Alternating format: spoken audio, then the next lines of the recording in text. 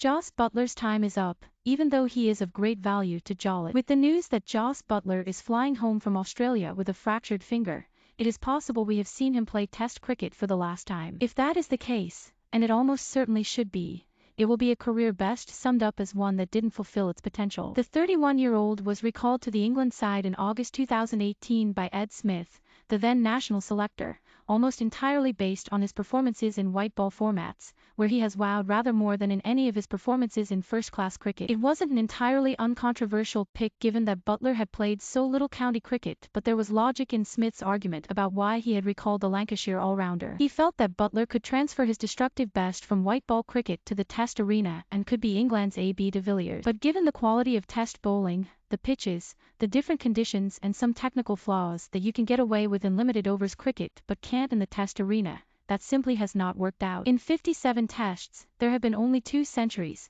He averages a modest 31.94 and has been not out only 9 times in 100 innings. There have been too few match-winning innings and too many dismissals that should not happen to a player of Test quality, epitomised on day 3 of the Melbourne Test when he got himself out just before charging down the wicket to Nathan Lyon and holing out to deep midwicket. It was a head-in-hands moment with England trying to save the series. That's not to say that there have not been some brilliant moments along the way, some glimpses of what Butler could be in Test cricket. There was a century against a good India attack at Trent Bridge in 2018 and a couple of fine innings in England's home series win over Pakistan in 2020. He has worked hard on his wicket-keeping and over the years he has improved, but he is not a natural. Keeping was always very much the lesser facet of his game and it seems to have reached its ceiling. There are better wicket-keepers out there and it is a role that England must value more highly. Although quiet and reserved in his interviews with the media, Butler is seen as a key figure in the dressing room where he is much more candid with his opinions. He and Jolut are very close friends and the England captain sees him as part of the leadership team along with Ben Stokes.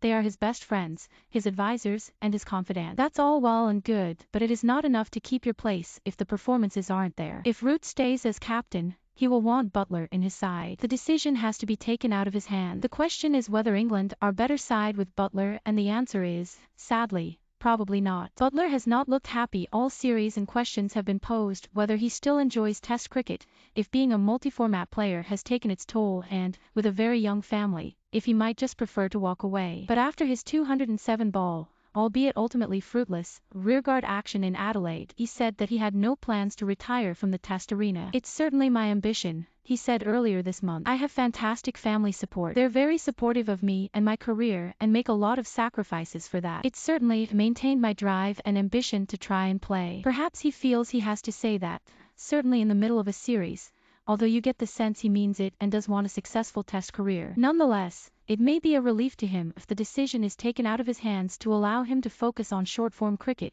where his market value is huge. It would allow him to focus on his young family and he may well be in line to take over the captaincy of the white ball team when Owen Morgan retires, which could come sooner rather than later. There is no shame at all in being one of the world's most successful white ball players and leading your country in the shorter formats, and that being your legacy. England's capitulation at Melbourne inside 3 days, and the tame surrendering of the Ashes angered supporters. This hard-fought draw in the 4th Test in Sydney changes little and whoever is left in the charge of the team cannot be sentimental in making selection judgment. Butler is not the best wicket-keeper batsman available and they must now decide to invest time in someone else, be that Ben Foakes, 28, or James Bracey, 24, or even someone younger. Everyone wanted Butler to be England's Adam Gilchrist. In full flow, Butler is the kind of player that makes you shut your laptop lid and just watch, but no one can say he hasn't been given a fair crack at it. It is time to move on. Billings set to step in. Sam Billings is expected to make his Test debut in Hobart after driving from Brisbane, where he was playing in the Big Bash,